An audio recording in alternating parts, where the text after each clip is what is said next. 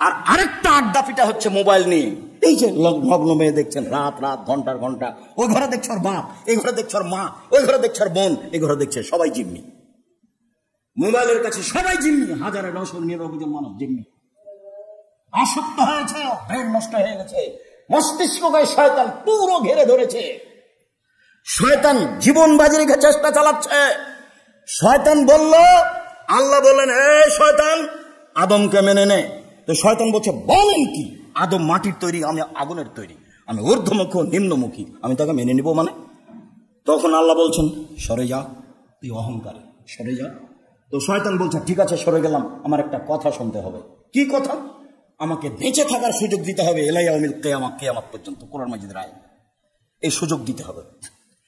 তখন আল্লাহ বলছেন, ঠিক আছে, এলা ওয়াক্তিম মালুম, একটা সময় পর্যন্ত দিলাম। আচ্ছা ঠিক আছে, দিলাম।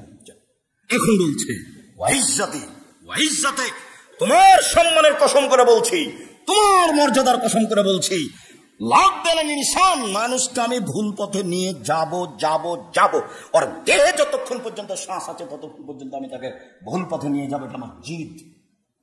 খুব রিক্সে আছে শয়তান।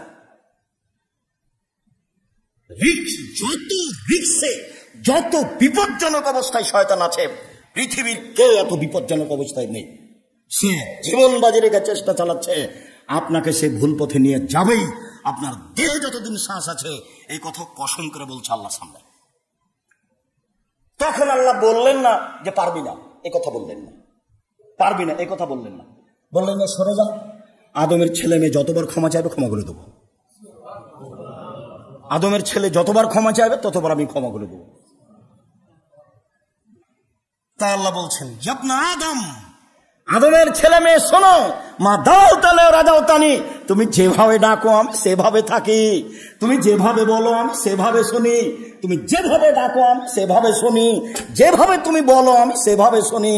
আমি পরোয়া করি না তুমি কত বড় পাপী, আমি পরোয়া করি না তুমি কত বড় পাপী, আমি পরোয়া করি না তুমি কত বড় পাপী, তুমি যেভাবে বলো আমি সেভাবে থাকি, তুমি যেভাবে ডাকো আমি সেভাবে শুনি, বললেই ক্ষমা করে দেবো।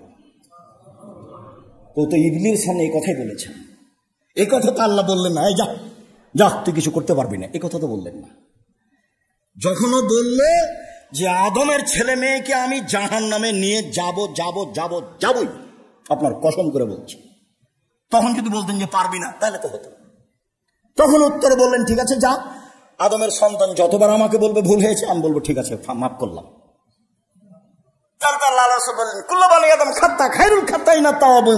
আদম সন্তানই পাপী, সবচেয়ে ভালো ওই যে ভুল হয়ে গেল আল্লাহর কাছে ক্ষমা চাই।